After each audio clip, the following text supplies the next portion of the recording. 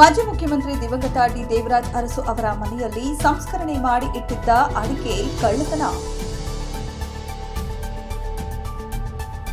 ಮೈಸೂರು ಜಿಲ್ಲೆಯ ಪಿರಿಯಾಪಟ್ಟಣ ತಾಲೂಕಿನ ಬೆಟ್ಟದ ತುಂಗ ಗ್ರಾಮದಲ್ಲಿ ಮಾಜಿ ಮುಖ್ಯಮಂತ್ರಿ ದಿವಂಗತ ಡಿ ದೇವರಾಜ ಅರಸು ಅವರ ಮನೆಯಲ್ಲಿ ಅಳವಡಿಸಿದ್ದ 7 ಸಿಸಿ ಕ್ಯಾಮೆರಾಗಳನ್ನು ನಾಶಪಡಿಸಿ ಉಗ್ರಾಣದಲ್ಲಿ ಸಂಸ್ಕರಣೆ ಮಾಡಿ ಇಟ್ಟಿದ್ದ ಅಡಿಕೆಯನ್ನ ಕಳ್ಳರು ಕಳ್ಳತನ ಮಾಡಿದ್ದಾರೆ.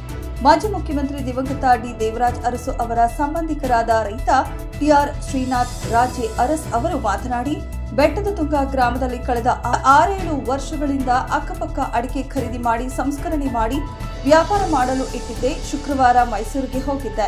ಈ ಸಂದರ್ಭದಲ್ಲಿ ರಾತ್ರಿ ಸಮಯದಲ್ಲಿ ಸುಮಾರು 12 ಲಕ್ಷ ರೂಪಾಯಿ ಬೆಲೆ ಬಾಳುವ 20 ಕ್ವಿಂಟಾಲ್ ಅಡಿಕೆಯನ್ನ ಕಳ್ಳತನ ಮಾಡಿ ಕದ್ದೊಯ್ದಿದ್ದಾರೆ.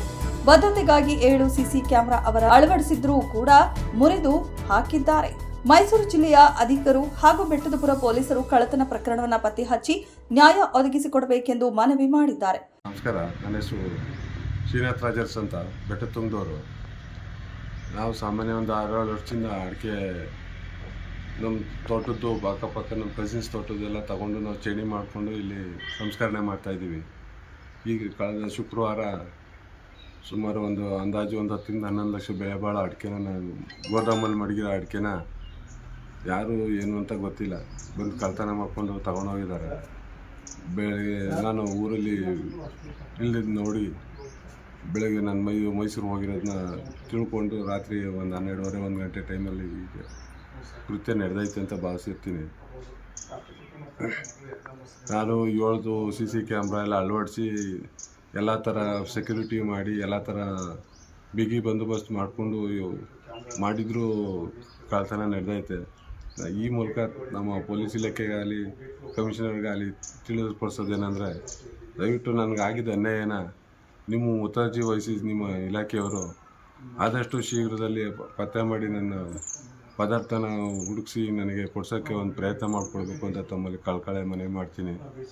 ಹಾಗೂ ಇದೇ ಥರ ಇವತ್ತಿನ ಎಲ್ಲ ಈಸಿ ಗೋಯಿಂಗ್ ಆಗಿ ಜನ ಗುರಿ ಕಳ್ತನಕ್ಕೆ ಜಾಸ್ತಿ ಮುಗಿಬೀಳ್ತಾವ್ರೆ. ಆದಷ್ಟು ಈ ಕ್ರೈಮ್ಗಳನ್ನ ಕಮ್ಮಿ ಆಗಂಗೆ ದಯವಿಟ್ಟು ನಮ್ಮ ಪೊಲೀಸ್ ಇಲಾಖೆಯವರು ಏನಾದರೂ ಒಂದು ಪ್ರಯತ್ನ ಮಾಡಿ.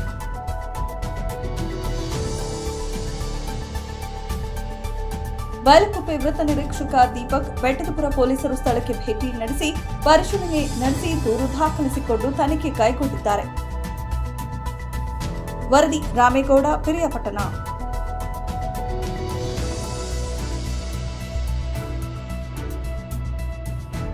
ಮೆಂಡು ನ್ಯೂಸ್ ನೆಟ್ವರ್ಕ್, ಸತ್ಯದ ಕನ್ನಡಿ.